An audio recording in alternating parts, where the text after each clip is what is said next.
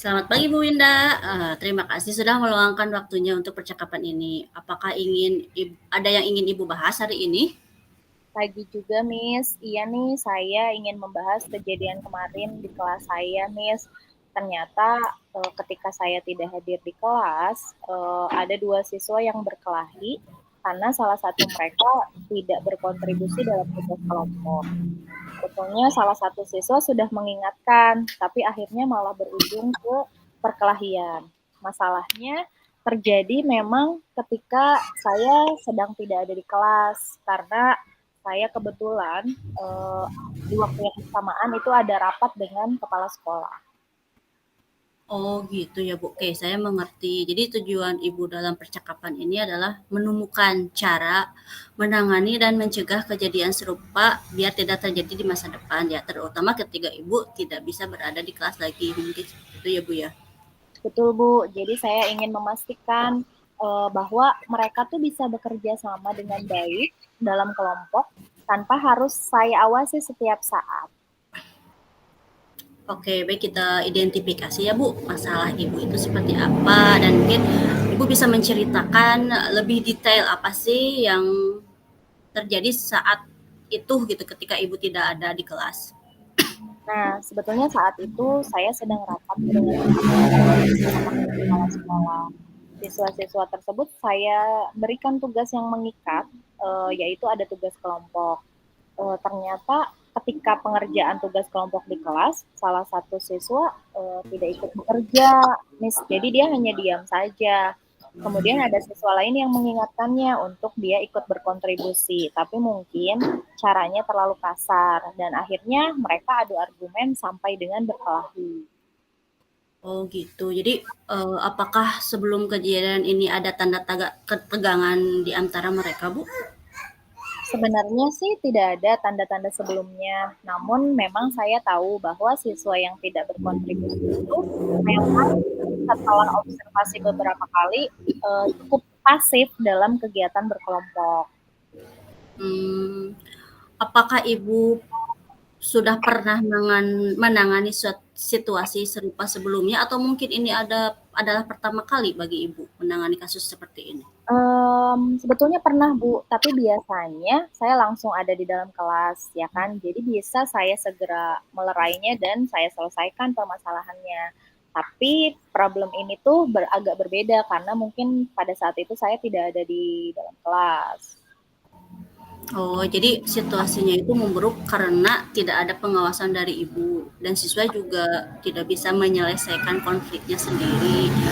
Apa yang menurut ibu bisa menjadi penyebab utama konflik ini? Apakah sih? Um, Mungkin ya Bu ya, karena cara mereka berkomunikasi sebetulnya kurang baik, terutama saat menegur teman yang tadi itu tidak berkontribusi. Selain itu, mungkin tidak ada aturan yang jelas juga tentang bagaimana mereka harus menyelesaikan masalah di dalam satu kelompok sosial gitu Bu. Jadi mungkin permasalahannya jadi misunderstanding, jadi kesalahpahaman mungkin ya Bu. Jadi tidak ada Betul, penerimaan gitu antara muridnya karena mungkin tidak ada pengawasan dari ibu. Sekarang betul. mari kita pikirkan nih langkah-langkah yang Ibu ambil untuk menghindari situasi serupa di masa depan. Apa yang kira-kira bisa Ibu lakukan? Eee, Kalau saya sih merasanya sepertinya saya memang perlu memberi panduan lebih jelas setiap, ada apa ya, pembagian kelompok gitu, Bu. Jadi saya sepertinya perlu ada panduan pembagian peran setiap anggotanya, seperti apa, pembagian kelompok dan pembagian peran di dalam kelompok tersebut. Nah, saya juga berpikir sepertinya perlu banget menekankan pentingnya komunikasi yang baik di antara siswa. Mungkin perlu ada aturan yang lebih tegas lagi terkait dengan tanggung jawab serta cara menyelesaikan konflik itu, meregulasi konflik yang ada di antara mereka.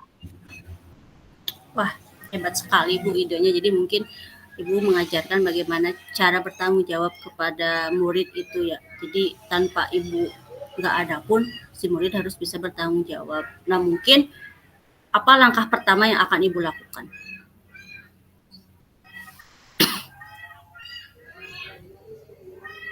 Langkah pertama, saya sepertinya akan membuat peraturan dulu kerja kelompok yang lebih jelas dan mengajarkannya kepada siswa. Kemudian saya juga ingin mengadakan diskusi dengan mereka tentang cara menyampaikan kritik atau bahkan cara menegur dengan baik tanpa harus ada menimbulkan konflik begitu, Bu. Menurut Ibu bagaimana? Oh, jadi mungkin kita juga ngasih kritik yang membangun, jadi bukan bikin siswanya itu ngedown gitu. Seperti itu mungkin ya Bu ya.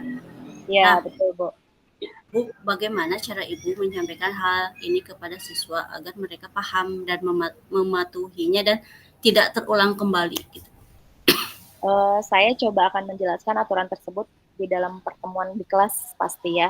Dan mungkin kita juga bisa membuat simulasi gitu cara berkomunikasi yang tepat saat bekerja sama dalam kelompok khususnya yang membutuhkan banyak komunikasi dengan berbagai karakter orang begitu, Bu. Jadi mungkin beda karakter, beda pemahaman. Jadi Ibu juga akan memberikan pemahaman sama gimana sih ini karakternya seperti apa sih ini harus digimanakan gitu ya. Nah, Bu, menurut Ibu nih siapa saja sih yang akan bertanggung jawab dan dalam pelaksanaan rencana ini ataukah hanya Ibu saja atau Ibu akan melibatkan orang lain dalam masalah ini? Nah, tentu saja saya yang pastinya akan bertanggung jawab untuk pembuatan aturan dan menyampaikannya. Tapi saya juga ingin setiap kelompok itu punya ketua yang bertugas untuk memastikan bahwa setiap anggota itu berkontribusi dalam kelompok tersebut. Dan kalau misalnya sampai ada konflik itu harus diselesaikan juga secara baik. Jadi pemantauannya biasanya seharusnya melalui ketua kelompok masing-masing seperti itu, Bu. Jadi pertanggungjawabannya itu dari ketua kelompok ya Bu. Jadi Ibu memberikan tanggung jawab nih ketua-ketuanya siapa dan Ya, ketua betul. kelompok itu harus bertanggung jawab. Nah, Ibu kan udah mempunyai rencana nih ya. Nah, bagaimana Ibu akan memonitor agar aturan ini berjalan dengan baik gitu? Caranya seperti apa?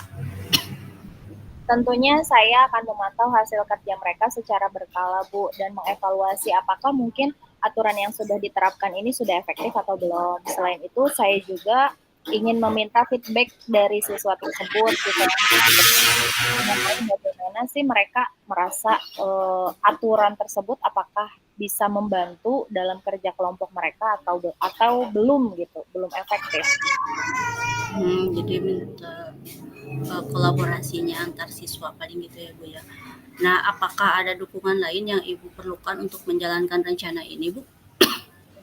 Saya rasa sih koordinasi dengan guru piket juga penting ya Bu ya, karena agar mereka juga bisa memantau situasi ketika mungkin nanti ada kondisinya saya tidak ada di kelas kembali karena situasinya mungkin tidak memungkinkan ada satu dan lain hal yang mungkin saya tidak berada di dalam kelas seperti itu Bu. Saya sangat senang sekali ya Bu, Ibu sudah memiliki rencana yang jelas untuk menangani masalah ini. Semoga dengan adanya aturan yang lebih tegas dan komunikasi yang baik di antara siswa, kejadian seperti ini tidak terulang lagi ya Bu ya. Terima kasih atas waktunya ya Bu. Semoga semuanya berjalan dengan lancar dengan rencana Ibu dan mudah-mudahan tidak ada lagi kejadian-kejadian yang tidak diinginkan ketika Ibu tidak bisa masuk ke kelas.